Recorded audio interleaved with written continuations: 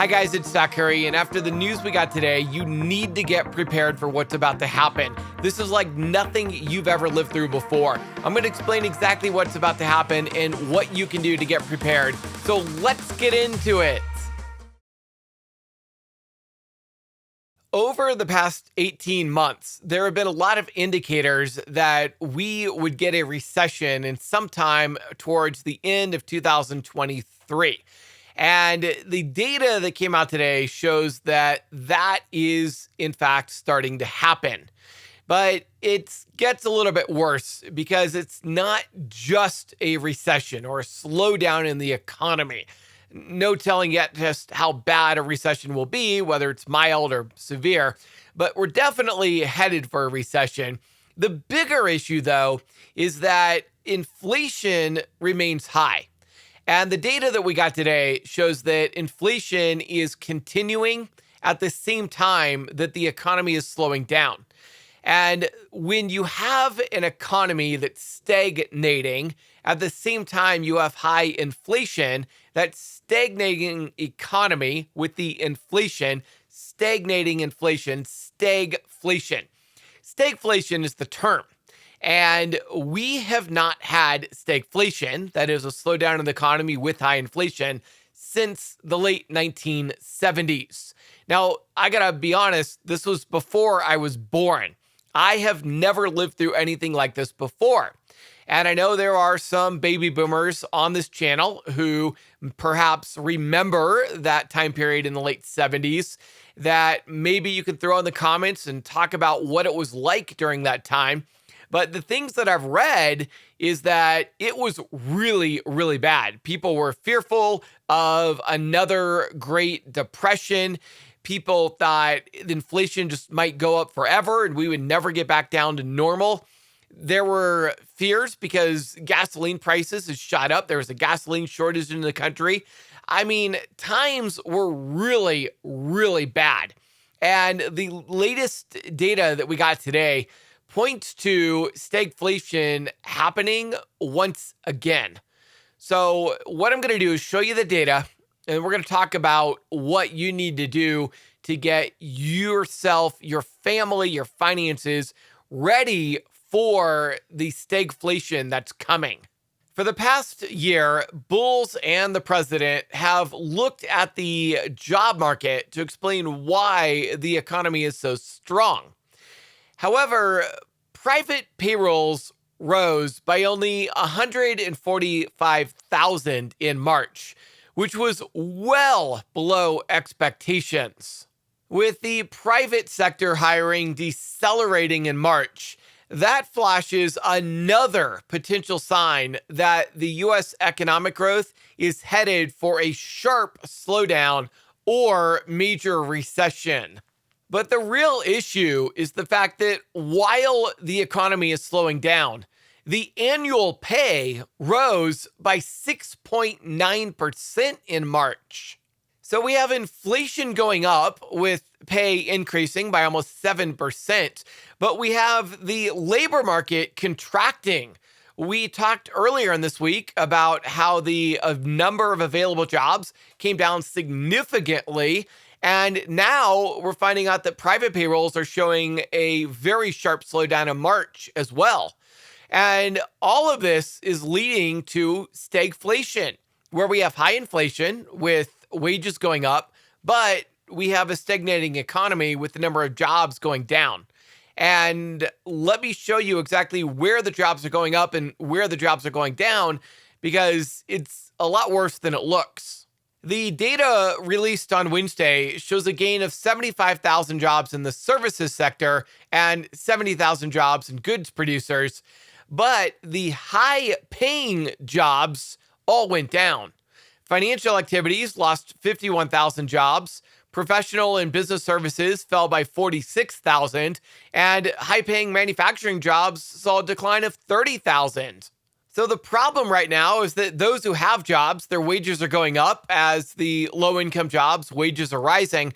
But while the number of low income jobs is increasing, making the official jobs data look good, the fact is all those high paying jobs, the tech jobs, the finance jobs, the professional jobs, they're all going away. They're all seeing major declines.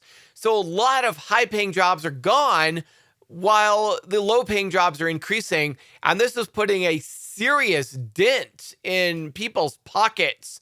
And it's sending us straight into a major recession. Now, the ADP report that came out on Wednesday serves as a precursor to Friday's non-farm payrolls report from the Labor Department. Now, the ADP report can serve as an indicator of the broader jobs trend, but the two numbers can differ substantially. And that is because the ADP report is only for private payrolls. The official jobs number includes government payrolls as well. And we know that government payrolls have been rising because of all of the money that has been spent on the infrastructure bill and other bills as well. So while the ADP report shows a sharp decline, Friday's job report should be a little bit better than Wednesday's report. But if it's worse and lower than expectations, that could really be a big problem. Now, I do want to point out that when Friday's job numbers come out, the market is going to be closed. The market is closed this Friday for Good Friday. So we only have one trading day left, and that's Thursday. Now, I do want to show you one more bit of recession data that came out today. Because of inflation, consumers are buying less and less goods as they spend more and more money on groceries. And this has caused major inventory gluts at warehouses. That excess inventory and the cost to warehouse that excess inventory is expected to hit the bottom line of stocks and earnings in the next quarter. Only about 1/3 of supply chain managers think warehouse inventories will return to normal within the next 2 years. More than 2/3 think that it's going to take more than 2 years in order for inventory issues to get fixed.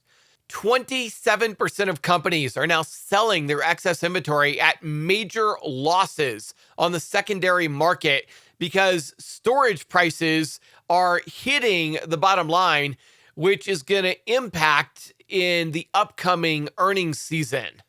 Expectations are now rising that Wall Street will revise earnings estimates lower due to the weaker economy. What's most telling is that inflationary pressures from the higher warehouse cost, as well as increases in labor and rent, are being passed on to consumers, meaning consumer prices are going to continue to rise, which means inflation will continue to go up. As earnings go down, this is going to cause stock prices to go down. So it's another indication that we could expect the stock market to fall further rather than go up to new all-time highs. And the problems that we're seeing right now are causing major problems in the future. Insolvency is on the horizon for Social Security and Medicare funds. Due to layoffs and the upcoming recession, the government is pulling in a lot less money in taxes. And as a result, the latest projections show that Social Security and Medicare could be completely insolvent within the next 8 to 10 years. Now, in some good news, Western Alliance shares cut their losses after the bank said that deposit outflows had stabilized, although the shares are still down significantly. And NVIDIA shares also fell over 3% today after Google revealed its newest AI supercomputer that it says is faster and more efficient than NVIDIA's systems. And while Google's chip is faster and more efficient, it should be noted that NVIDIA still dominates the market for AI with over 90% of the market share. Now, I know this isn't the news you wanted to hear, but this is the news that you need to hear. Sometimes we have to take a step back from our hope and hype and speculation that we're just going to go up and hit new all-time highs. And we have to take a step back and look at reality. And the reality right now is that we are entering a recession while inflation remains high. The Federal Reserve has stated that their number one goal is to get inflation down, meaning they're going to continue to raise interest rates and they're going to keep them elevated. They're not going to cut. And that means that whatever recession we do get is more likely to be severe rather than mild. So, how can you prepare for an upcoming recession? Well, there's a couple of things that you should do financially. And one of those is start building up some savings. As more and more layoffs occur, you're going to have a pretty good chance of getting laid off. I'm not saying you will get laid off, but the odds increase significantly. In fact, in 2008, almost 40% of all workers got laid off. Now, I don't know how severe this recession is going to be, if it's going to be severe like 2008 or less mild, but just the best thing to do is be prepared. What you don't want to do is be stuck in a situation where you get laid off and now you're pulling in 60% of your income through unemployment and you have no savings. You have no way of paying your bills. You have no way of paying your rent. And the worst case is you're now homeless out on the street. Your family's homeless because you couldn't afford your rent or your mortgage. So it's very important to start saving money as best as you can. Cut back on expenses, cut back, do less trips, buy less things that you don't really need, and just save. Plan for getting laid off. And in the worst case scenario, you do get laid off. Thank God you've got those savings so you can pay your bills. In a best case scenario, you don't get laid off. You make it through the recession unharmed. And then you have a pile of cash you can use to go buy stocks at dirt cheap prices. So whether you get laid off or not, the best thing to do right now is to save. Now, aside from that, I want to talk about something that's even more important than saving, even more important than finances. We've received the very sad news on Wednesday that Cash App founder Bob Lee was stabbed to death in San Francisco. Guys, Bob Lee was rich. He had plenty of money, but all the money in the world couldn't save his life. The fact of the matter is, you brought nothing into this world, you can take nothing out of this world.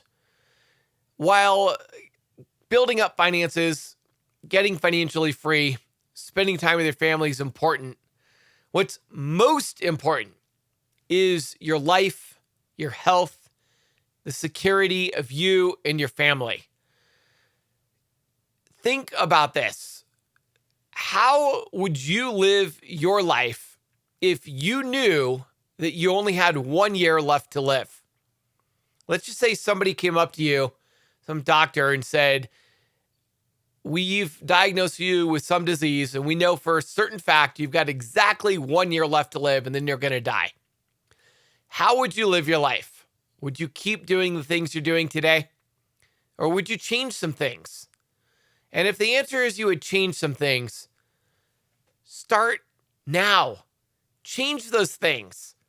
Because your life, your family, your security, it's far more important than money. So I want to encourage you to just think about this. It's important to think about this from time to time and to look at your priorities, look at where you're spending your time, and ask yourself, is this really the best use of my time? And if it's not, change some things and make the best use of your time.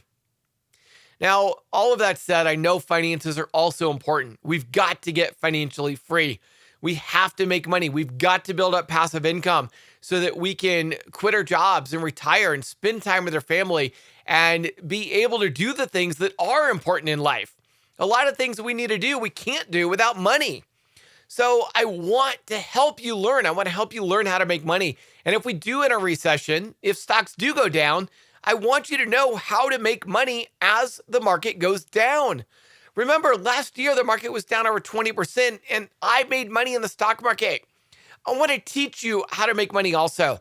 And to help you out, because I know times are tough, I know money is tight, I'm offering 20% off of my entire coaching program, which will teach you how to trade options and how to make money if the market goes down. If you want to take advantage of that offer is only available through Sunday. It's an Easter sale I'm running. Make sure you take advantage of that by scheduling a call with my onboarding specialist at weprofitdayandnight.com. That's weprofitdayandnight.com. Don't delay. The best time to get your finances in order is right now. If you got a lot out of this video, then be a good friend and share this video on your social media pages on Facebook, Twitter, Reddit, and elsewhere so that others will know what's going on in the market and will be able to get prepared for what's coming as well. And don't forget to hit the like button and subscribe. And if you missed yesterday's video where I explained some of the warnings that some CFOs have given about the upcoming recession, make sure you watch the last video that I uploaded here.